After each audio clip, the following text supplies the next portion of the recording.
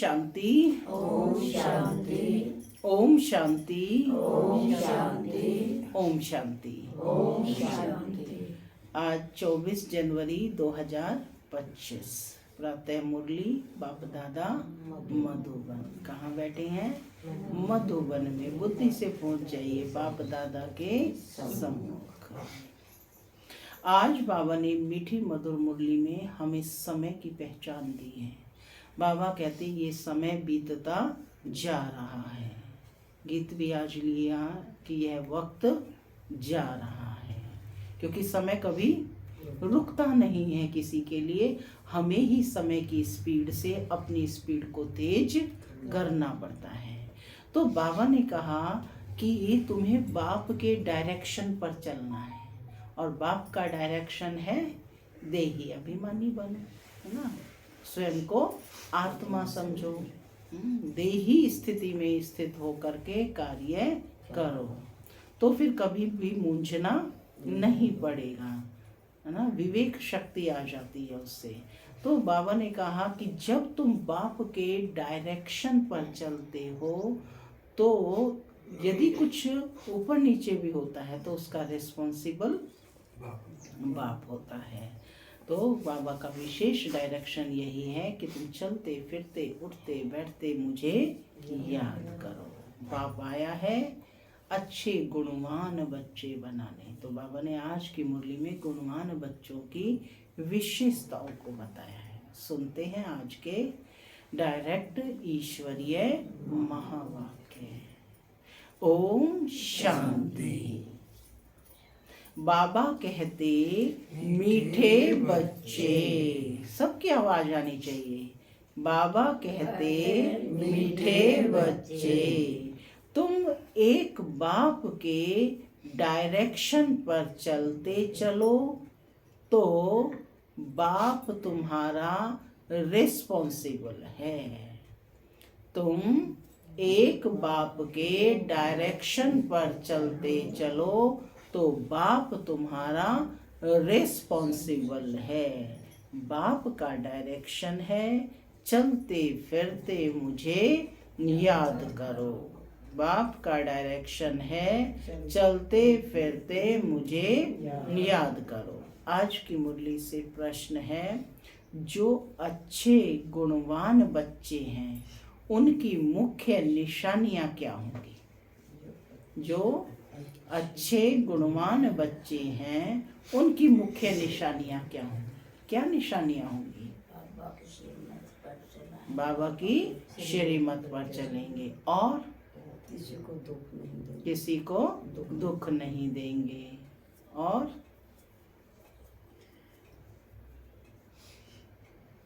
क्या करेंगे? सुनते हैं बाबा का उत्तर। बाबा कहते वह कांटों को फूल बनाने की अच्छी सेवा करेंगे। देखो 2-3 दिन से बहुत अच्छा शब्द का यूज आ रहा है। अच्छा पुरुषार्थ करना है। वह कांटों को फूल बनाने की अच्छी सेवा करेंगे, किसी को भी कांटा नहीं लगाएंगे, कभी भी आपस में लड़ेंगे नहीं, किसी को भी दुख नहीं देंगे। दुख देना ही कांटा लगाना है। दुख देना भी कांटा लगाना है। गीत चला, यह वक्त जा रहा है। ओम शांति। माना मैं आत्मा शांत स्वरूप हूँ, शांति मेरा स्वधर्म है। बाबा कहते मीठे बच्चे अब घर वापस जाना है। ओम शांति। मीठे मीठे सिक्की लधे रूहानी बच्चों ने नंबरवार पुरुषार्थ अनुसार इस गीत का अर्थ समझा है। सबने एक जैसा नहीं समझा। बाबा ने कहा नंबरवार पुरुषार्थ अनुसार इस गीत का अर्थ समझा है। नंबरवार इसलिए कहते हैं क्योंकि कोई तो फर्स्ट ग्रेड में समझते हैं और कोई सेकंड ग्रेड में और कोई 3rd ग्रेड में। समझ भी हर एक की अपनी अपनी है, निश्चय बुद्धि भी हर एक की अपनी है। बाप तो समझाते रहते हैं, ऐसा ही हमेशा समझो कि शिव बाबा इन द्वारा हमको डायरेक्शन देते हैं। तुम आधा कल्प आसुरी डायरेक्शन पर चलते आए हो, अब ऐसा निश्चय करो कि हम ईश्वरीय डायरेक्शन पर चलते हैं तो बेड़ा पार हो सकता है। अगर ईश्वरीय डायरेक्शन ना समझ मनुष्य का डायरेक्शन समझा, ईश्वरीय डायरेक्शन ना समझ किसी मनुष्य का डायरेक्शन समझा तो मूंझ पड़ेंगे। बाप कहते हैं मेरे डायरेक्शन पर चलने से फिर मैं रिस्पॉन्सिबल हूं ना। इन द्वारा जो कुछ होता है इनकी एक्टिविटी का मैं ही रिस्पॉन्सिबल हूँ। ब्रह्मा बाबा के लिए कह रहे हैं कि इन द्वारा जो कुछ होता है उनकी एक्टिविटी का मैं ही रिस्पॉन्सिबल हूँ। उसको हम राइट करेंगे, तुम सिर्फ हमारे डायरेक्शन पर चलो। जो अच्छी रीति याद करेंगे वही डायरेक्शन पर चलेंगे। स्पष्ट किया है बाबा ने, जो अच्छी रीति याद करेंगे वही डायरेक्शन पर चलेंगे।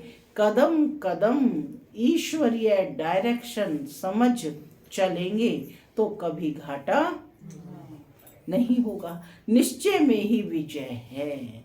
बहुत बच्चे इन बातों को समझते नहीं है। थोड़ा ज्ञान आने से देह अभिमान आ जाता है।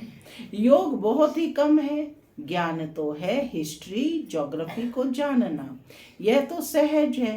यहाँ भी मनुष्य कितनी साइंस आदि पढ़ते हैं, यह पढ़ाई तो इजी है, बाकी मेहनत है योग की। कोई कहे बाबा हम योग में बहुत मस्त रहते हैं। कौन कौन मस्त रहता है योग में? योग में मस्त रहते हैं सारा दिन। देखो बाबा ने कहा कोई कहे बाबा हम योग में बहुत मस्त रहते हैं, बाबा मानेगा नहीं। कौन कह रहा है? स्वयं परम पिता परमात्मा कह रहे हैं कि कोई कहे कि मैं योग में बहुत मस्त रहती हूँ, लेकिन बाबा को पता है कितना मस्त रहते हैं, तो बाबा मानेगा नहीं। बाबा हर एक की एक्ट को देखते हैं। बाप को याद करने वाला तो मोस्ट लवली होगा। याद नहीं करते इसलिए ही उल्टा सुल्टा काम होता है। बहुत रात दिन का फर्क है। अभी तुम इस सीढ़ी के चित्र पर भी अच्छी रीति समझा सकते हो। इस समय है कांटों का जंगल, यह बगीचा नहीं है। यह तो क्लियर समझाना चाहिए कि भारत फूलों का बगीचा था। बगीचे में कभी जंगली जानवर रहते हैं क्या? पूछ रहे हैं। नहीं रहते। वहाँ तो देवी देवता रहते हैं। बाप तो है ही हाईएस्ट अथॉरिटी, और फिर यह प्रजापिता ब्रह्मा भी हाईएस्ट अथॉरिटी ठहरे। यह दादा है सबसे बड़ी अथॉरिटी। शिव और प्रजापिता ब्रह्मा आत्माएं हैं शिव बाबा के बच्चे, और फिर साकार में हम सब हैं भाई बहन, प्रजापिता ब्रह्मा के बच्चे। यह है सबका ग्रेट ग्रेट ग्रैंड फादर। ऐसे हाईएस्ट अथॉरिटी के लिए हमको मकान चाहिए। ऐसे तुम लिखो फिर देखो बुद्धि में कुछ आता है कि हमें किसके लिए मकान चाहिए। यह सबका ग्रेट ग्रेट ग्रैंड फादर, ऐसे हाईएस्ट अथॉरिटी के लिए हमको मकान चाहिए। ऐसे तुम लिखो फिर देखो बुद्धि में कुछ आता है। सेवा का पॉइंट है। शिव बाबा और प्रजापिता ब्रह्मा आत्माओं का बाप, सब मनुष्य मात्र का बाप। यह पॉइंट बहुत अच्छी है समझाने की, परंतु बच्चे पूरी रीति समझाते नहीं है, भूल जाते हैं। ज्ञान की मगरूरी चढ़ जाती है, माने देह अभिमान आ जाता है। कहते ज्ञान की मगरूरी चढ़ जाती है, जैसे कि बाप दादा पर भी जीत पा लेते हैं। यह दादा कहते हैं मेरी भल ना सुनो, हमेशा समझो शिव बाबा समझाते हैं। उनकी मत पर चलो, डायरेक्ट ईश्वरीय मत देते हैं कि यह करो। रेस्पॉन्सिबल हम हैं, ईश्वरीय मत पर चलो। यह ईश्वर थोड़े ही है, तुमको ईश्वर से पढ़ना है ना। हमेशा समझो यह डायरेक्शन ईश्वर देते हैं। यह लक्ष्मी नारायण भी भारत के ही मनुष्य थे, यह भी सब मनुष्य हैं, परंतु यह शिवालय के रहने वाले हैं, इसलिए सब इनको नमस्ते करते हैं। परंतु बच्चे पूरा समझाते नहीं हैं, अपना नशा चढ़ जाता है, माने अपना ज्ञान बीच में ले आते हैं ना, तो देह अभिमान आ गया। और हमें क्या सुनाना है? भगवान वाच। तो परंतु यह शिवालय के रहने वाले हैं, इसलिए सब नमस्ते करते हैं, परंतु बच्चे पूरा समझाते नहीं है, अपना नशा चढ़ जाता है। डिफेक्ट तो बहुतों में है ना। जब पूरा योग हो तब विकर्म विनाश हो। विश्व का मालिक बनना, कौन कौन बनना चाहते हैं? सब बनना चाहते हैं। तो बाबा कहते हैं विश्व का मालिक बनना कोई मासी का घर थोड़े ही है। अब देखो कि मैं इतनी मेहनत करती हूँ या करता हूँ। बाबा देखते हैं कि माया एकदम नाक से पकड़कर कहाँ गिरा देती है?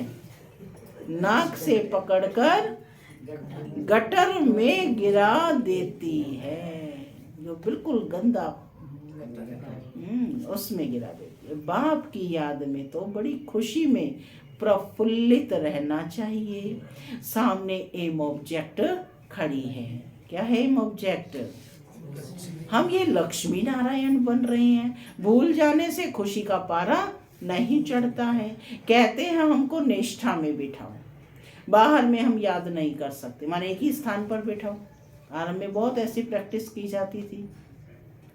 तो कहते हैं हमको निष्ठा में बैठाओ, बाहर में हम याद नहीं कर सकते हैं। याद में नहीं रहते, इसलिए कभी कभी बाबा भी प्रोग्राम भेज देते हैं। जैसे अब हो रहा है ना, प्रोग्राम चल रहा है तपस्या मास में, आपने भी 1 घंटा बैठ करके किया ना योग, है ना, आधा घंटा।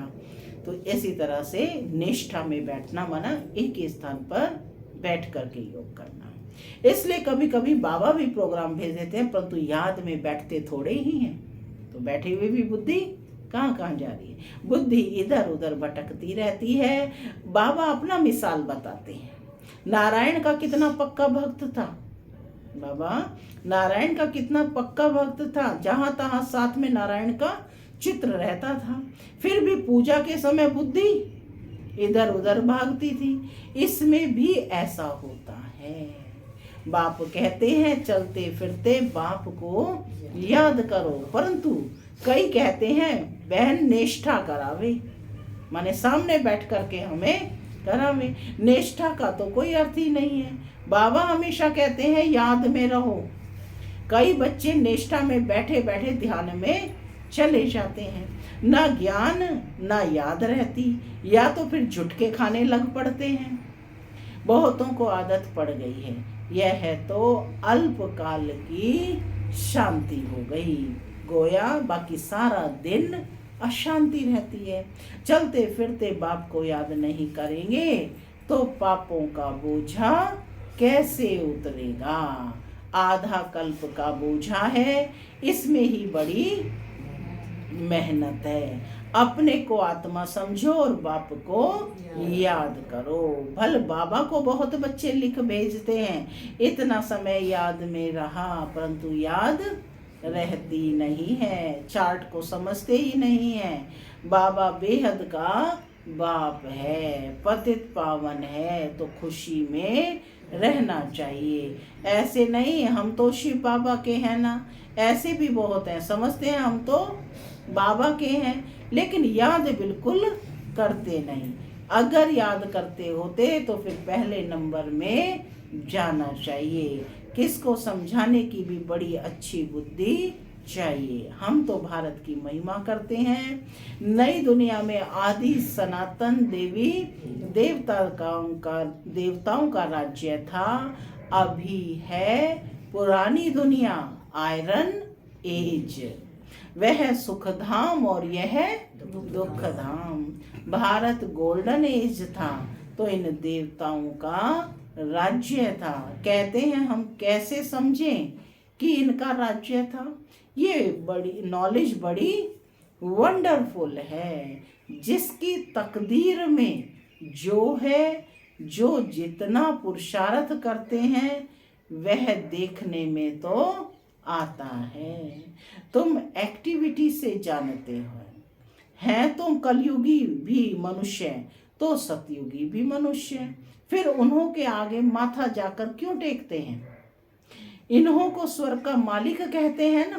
देवी देवताओं को क्या कहते हैं? स्वर्ग का मालिक। कोई मरता है तो कहते हैं फलाना स्वर्गवासी हुआ। यह भी नहीं समझते। इस समय तो सब नरकवासी हैं। जरूर पुनर्जन्म भी यहाँ ही लेंगे।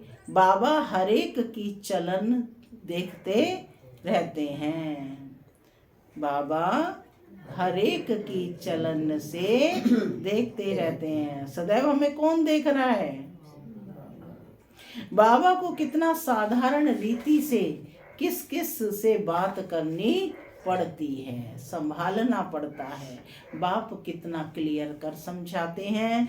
समझते भी हैं तो बात बड़ी ठीक है, फिर भी क्यों बड़े बड़े कांटे बन जाते हैं। समझते हैं फिर भी क्यों बड़े बड़े कांटे बन जाते हैं। एक दो को दुख देने से कांटे बन जाते हैं। आदत छोड़ते ही नहीं है। अभी बागवान बाप फूलों का बगीचा लगाते हैं, कांटों को फूल बनाते रहते हैं। उनका धंधा ही यह है। जो खुद ही कांटा होगा तो फूल कैसे बनाएगा? प्रदर्शनी में भी बड़ी खबरदारी से किसको समझाना होता है। अच्छे गुणवान बच्चे वह जो कांटों को फूल बनाने की अच्छी सेवा करते हैं, किसी को भी कांटा नहीं लगाते हैं, अर्थात किसी को भी दुख नहीं देते हैं, कभी भी आपस में लड़ते नहीं हैं। तुम बच्चे बहुत एक्यूरेट समझाते हो। इसमें किसी की इंसल्ट की तो बात ही नहीं। अभी शिव जयंती भी आती है। तुम प्रदर्शनी जास्ती करते रहो। छोटी छोटी प्रदर्शनी पर भी समझा सकते हो। 1 सेकंड में स्वर्गवासी बनो अथवा पतित भ्रष्टाचारी से पावन श्रेष्ठाचारी बनो। 1 सेकंड में जीवन मुक्ति प्राप्त करो।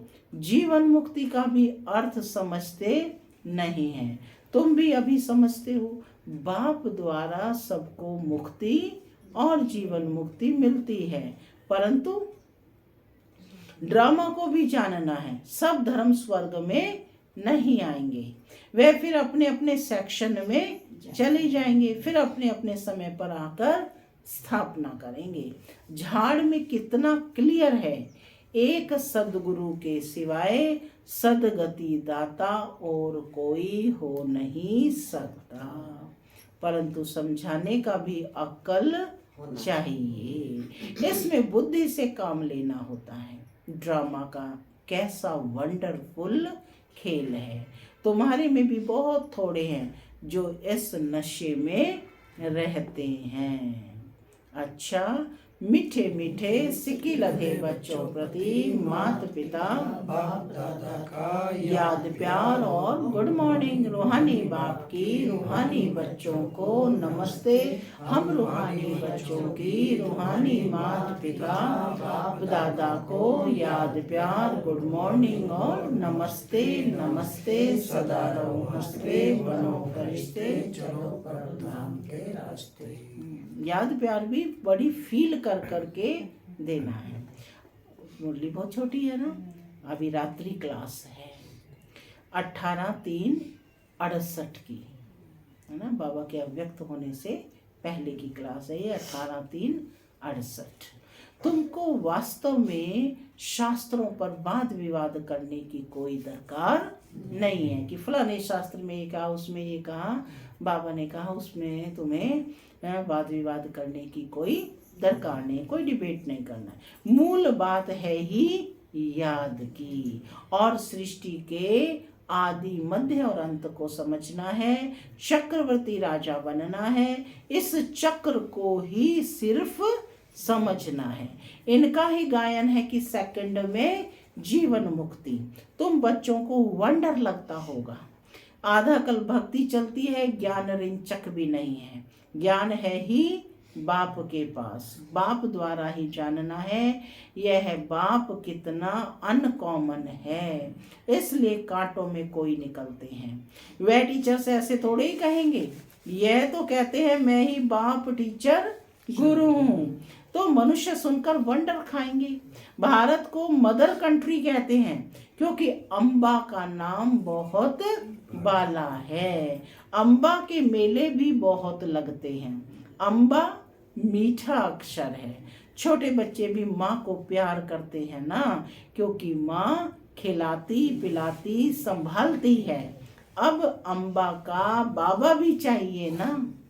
यह तो बच्ची है अडॉप्टेड, पति तो है नहीं, यह नई बात है ना।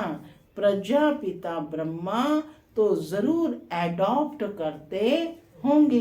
ये सभी बातें बाप ही आकर तुम बच्चों को समझाते हैं। अम्बा का कितना मेला लगता है, पूजा होती है, क्योंकि बच्ची ने बहुत सर्विस की। सबसे ज्यादा सर्विस किसने की है? मम्मा ने की है सबसे ज्यादा सर्विस, है ना। मम्मा को ही तो अम्बा कहते हैं, जगत अम्बा है ना, पूरे जग की माता। कैसी सेवा किया, उनके जैसी सेवा और कोई कर नहीं सकता। कैसे, देखो सारे आदि रतन उन्होंने निकाले हैं, तो कितनी बड़ी सेवा के। वारिस क्वालिटी की आत्माएं जो भी हैं, सब वारिस क्वालिटी की आत्माएं। तो यही कहा क्योंकि बच्ची ने बहुत सर्विस की है। मम्मा ने जितनों को पढ़ाया होगा उतना और कोई पढ़ा ना सके। मम्मा का नामाचार बहुत है, मेला भी बहुत बड़ा लगता है। अभी तुम बच्चे जानते हो, बाप ने ही आकर रचना के आदि मध्य और अंत का सारा राज तुम बच्चों को समझाया है। तुमको बाप के घर का भी मालूम पड़ा है। बाप से भी लव है तो घर से भी लव है। यह ज्ञान तुमको अभी मिलता है। इस पढ़ाई से कितनी कमाई होती है, तो खुशी होनी चाहिए ना। और तुम हो बिल्कुल साधारण, दुनिया को पता नहीं है। बाप आकर के यह नॉलेज सुनाते हैं। बाप ही आकर सभी नई नई बातें बच्चों को सुनाते हैं। बाप आकर यह नॉलेज सुनाते हैं। नई दुनिया बनती है बेहद की पढ़ाई से। पुरानी दुनिया से वैराग्य आ जाता है। तुम बच्चों के अंदर में ज्ञान की खुशी रहती है। बाप को और घर को याद करना है। क्या कहा? घर तो सभी को जाना ही है। बाप तो सभी को कहेंगे ना, बच्चों हम तुमको मुक्ति, जीवन मुक्ति का वर्षा देने आया हूँ, फिर भूल क्यों जाते हो? मैं तुम्हारा बेहद का बाप हूँ, राजयोग सिखलाने आया हूँ। तो क्या तुम श्रीमत पर नहीं चलेंगे? फिर तो बहुत घाटा पड़ जाएगा। यह है बेहद का घाटा। बाप का हाथ छोड़ा तो कमाई में घाटा पड़ जाएगा।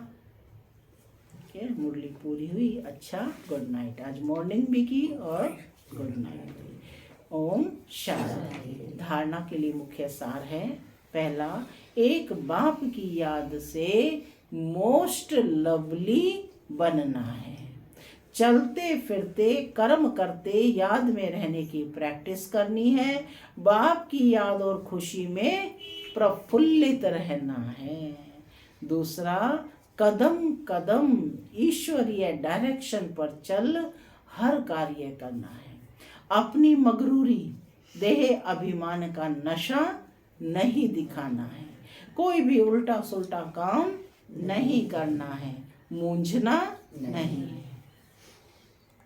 आज का वरदान है, साधारण कर्म करते भी ऊंची स्थिति में स्थित रहने वाले सदा डबल लाइट भव। साधारण कर्म करते भी ऊंची स्थिति में स्थित रहने वाले सदा डबल लाइट भव। जैसे बाप साधारण तन लेते हैं, जैसे आप बोलते हो वैसे ही बोलते हैं, वैसे ही चलते हैं। तो कर्म बल साधारण है लेकिन स्थिति ऊंची रहती है। ऐसे आप बच्चों की भी स्थिति सदा ऊंची हो। डबल लाइट बन ऊंची स्थिति में स्थित हो। कोई भी साधारण कर्म करो। सदैव यही स्मृति में रहे कि अवतरित होकर अवतार बन करके श्रेष्ठ कर्म करने के लिए आए हैं। अवतरित होकर, मैं कौन हूँ? अवतरित आत्मा हूँ और अवतार बन करके श्रेष्ठ कर्म करने के लिए आए हैं। तो साधारण कर्म अलौकिक कर्म में बदल जाएगा। स्लोगन है, आत्मिक दृष्टि वृत्ति का अभ्यास करने वाले पवित्रता को सहज धारण कर सकते हैं। आत्मिक दृष्टि वृत्ति का अभ्यास करने वाले पवित्रता को सहज धारण कर सकते हैं। तपस्या मास में अपनी शक्तिशाली मनसा द्वारा सकाश देने की सेवा करो। जितना स्वयं को मनसा सेवा में बिजी रखेंगे उतना सहज माया जीत बन जाएंगे। सिर्फ स्वयं के प्रति भावुक नहीं बनो, लेकिन औरों को भी शुभ भावना शुभ कामना द्वारा परिवर्तित करने की सेवा करो। भावना और ज्ञान, स्नेह और योग दोनों का बैलेंस हो। भावना और ज्ञान, स्नेह और योग दोनों का बैलेंस हो। कल्याणकारी तो बने हो, अब बेहद विश्व कल्याणकारी बनो। ओम शांति।